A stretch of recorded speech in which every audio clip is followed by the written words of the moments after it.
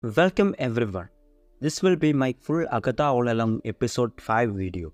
So we will break it all down. If you are new to the channel, be sure to subscribe to get all the videos and watch out for spoilers if you haven't seen the episode yet. Agatha Harkness and her coven are facing yet another trial on the Witch's Road in the latest episode of Marvel's Agatha All Along. Remember, the witches discovered that Lonago's version of the ballad is actually a protection spell which they used to escape Alice's curse in episode 4. Teen nearly died, but Jennifer manages to save him. And the episode ends with Agatha's disappointment when Rio tells her that Teen isn't her son. Here is a recap of episode 4. The episode opens an eerie note as the Salem 7 descend on the Witch's Road. They are whispering Agatha's name, crawling through the leaf-covered ground along the winding road, when they came across an item that looks like a black stone on the ground as one of the witches brings to it their nose. The scene cuts to Lilia, who is asleep on the ground alongside the rest of the coven. It seems that she had a vision in her dream of the seven, hot on their trail. "They are coming, we have to go," she warns ominously, explaining that they would left the door to the road open after using the summoning spell in Agatha's basement. Finally, we also get an explanation as who the Salem 7 are. As Lily explains, when Agatha killed her original coven, she spared their children. They became, as Rio so aptly describes, a feral hive-minded coven bent on revenge. The moral of the story, kids, is always finish what you started.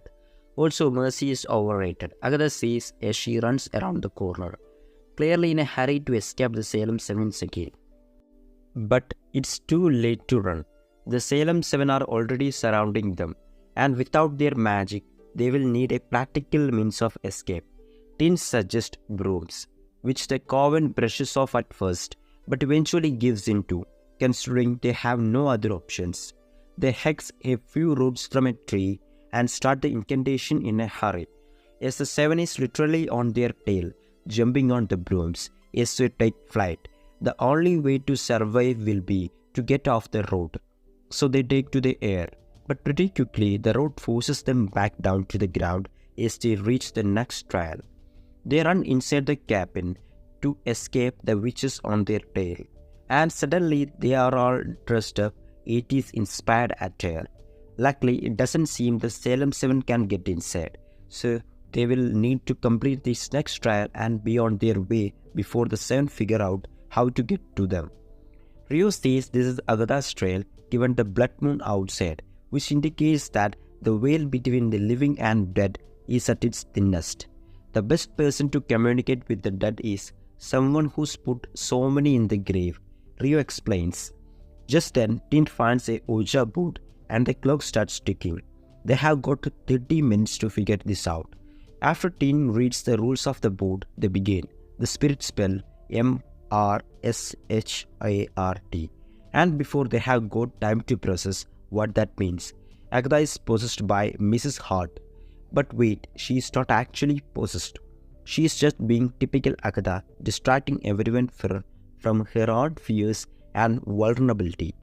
When the group calls her out, she sits down to try again, and this time, she needs to take things seriously. So, who are they really talking to? Death. What does it want? Punish. Who? Agatha. Scared, the women pull their hands off the board, but it's too late. Lights begin flickering, peppers fly everywhere, and the board shoots off the table. Things settle down when Jen yells, "Punish Agatha." She thinks that's the only way to get past the trial. Agatha tries to convince them otherwise, but her coven start to agree that maybe, after everything she has done, Agatha deserves to be punished. Teen is the only one who defends her. Unfortunately, familiars don't get a vote, Jen says. The lights go out and Agatha hides from the coven. As they are circling the cabin looking for her, they hear heavy breathing. Teen looks up to discover a decrepit-looking Agatha perched on the ceiling. Her skin is grey and cracked. Her hair is sticking every which way, and she's got a feral air about her. She jumps down to the ground, her limbs cracking as they turn in unnatural ways. She is possessed for real this time. She goes after Jen, strangling her against the wall. When Lilia turns the lights on, making her disappear, Just then, a ghost appears. She identifies herself as Ivanora Harkness of the Salamids. She is Agatha's mother and she was possessing her daughter. Ghosts typically have unfinished business, so the coven asks Ivanora what she needs. She tells them they must finish the witch's road without Agatha, the best and really only way to punish her. She wants the group to leave Agatha in the cabin with her. Rio tries to refuse, and a teary-eyed Agatha asks her mother, "Why do you hate still?" "You were born evil," Ivanora says. "I ought to have killed you the moment you left my body." Nobody knows what to say to that. Jen insists they need to leave the cabin and leave Agatha behind. But Agatha begins pleading with the coven to save her.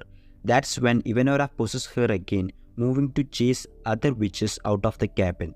In an attempt to save her, Alice blasts Agatha with her magical power to exorcise Ivanora's ghost.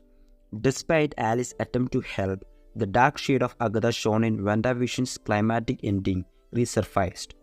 As was teased in the premiere, Agatha began to drain Alice's powers after being blasted, although the titular witch later claimed it was unintentional. Alice's power was nonetheless drained by Agatha, seemingly killing the former. This begs the question of whether Alice will stay dead, yet it seems she will, as Sharon Davis did. It has been a common Agatha All Along theory that the coven will die one by one until only Agatha remains, and Alice's apparent death seems to support that in Agatha All Along episode 5's ending.